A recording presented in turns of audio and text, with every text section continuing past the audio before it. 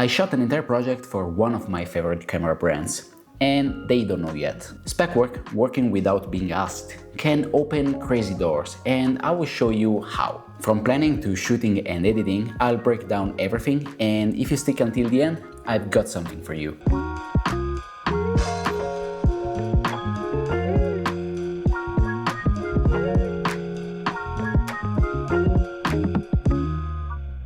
Hey there and welcome back to the channel. If you're new here, my name is Alex, aka CheatAlex on Instagram, and in today's video I'm talking about spec work, what it is, why it matters, and most importantly I'll take you with me on a small shoot I did for Moment, even though they don't know anything about it yet. But first, what is a spec work? Spec work, short form of speculative work, it's when you create something for a brand without actually being hired by them. It's basically showing them that's exactly what I can do for you.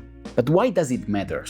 Well, first is a great practice. You can refine your skills without actually having any pressure from the client. Early on, working with clients felt overwhelming. But spec work helped me to focus on my creativity rather than expectations. But also, it builds your portfolio. Even if your dream brand is not satisfied by what you've done, at least you have something really cool on your portfolio. So for this project, I shot a few images of the Moment's funny sling, a bag my wife is carrying every day to carry her film camera and her digicam. Before heading out, I always put together a simple plan. I usually organize everything on Milanote, which I highly recommend even though I'm not paid to say that. Here is how I organize the board. I have locations first. Normally I gather a few options, but this time I already had a spot in mind. I also use photo pills to check the best time and lighting for the shoot. Usually I collect some references, but in this case I just sketch out some ideas, focusing on a mix of wide, medium and tight shots. I also consider color and composition when researching for references on, like in this case, sketches.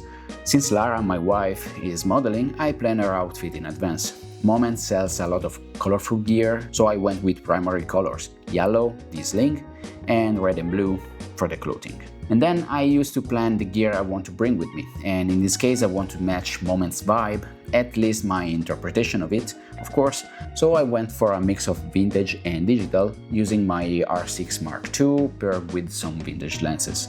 And last but not least, I set some intentions. When doing spec work, I try to not perfectly match a brand's vision. Instead, I focus on how I see the brand and I try to make a story with my style. Alright, that's enough planning, so it's time to get out and shoot.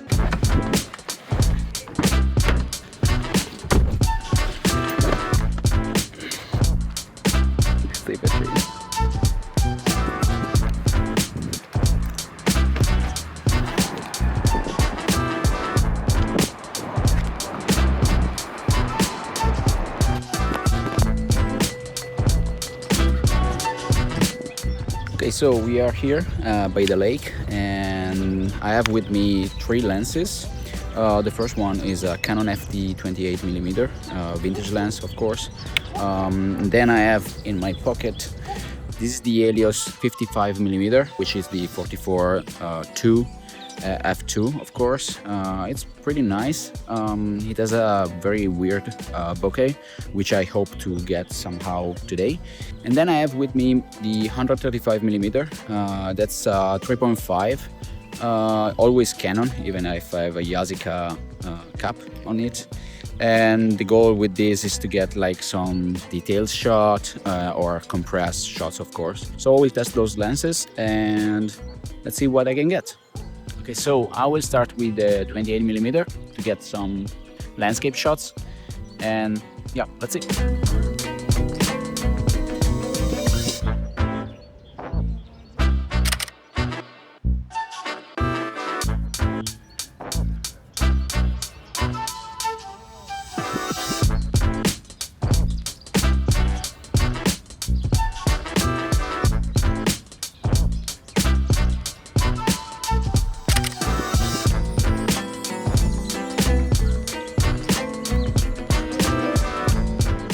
So after a few shots with a 28mm, I will switch with the 55mm.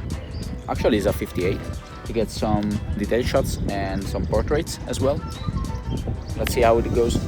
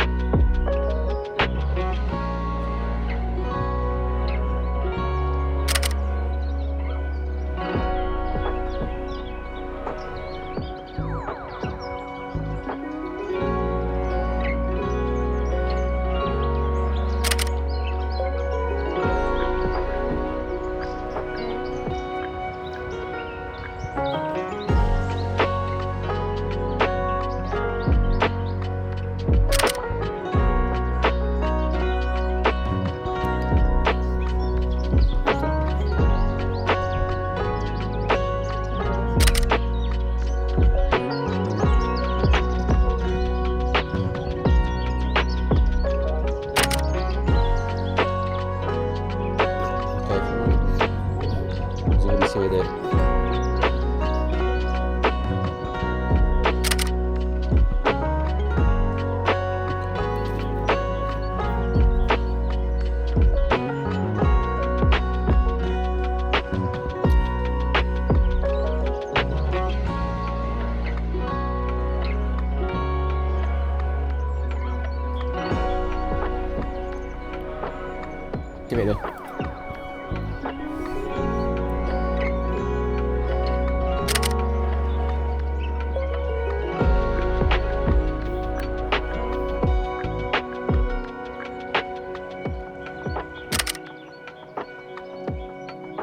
Okay, so we found this tree, which I think is pretty nice because it has like yellowish leaves. So it's early spring, so the color is not too dark. The idea is to hang this link on the branch and take a still photo there.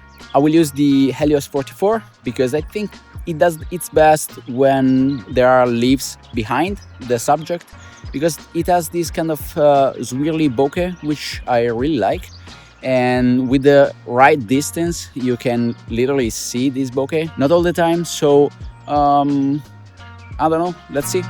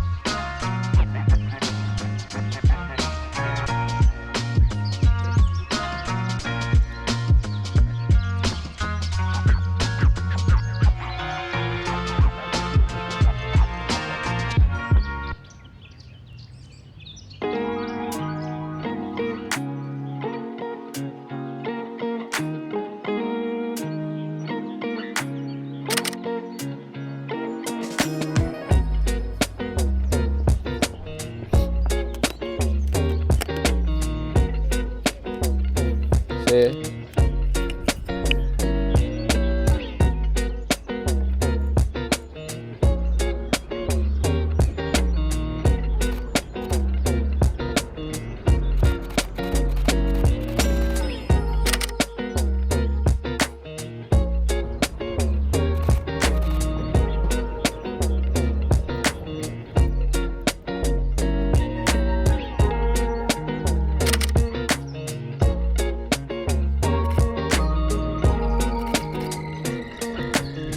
Okay, shooting done, so I'm quite happy so far for the end results, but now it's time to edit.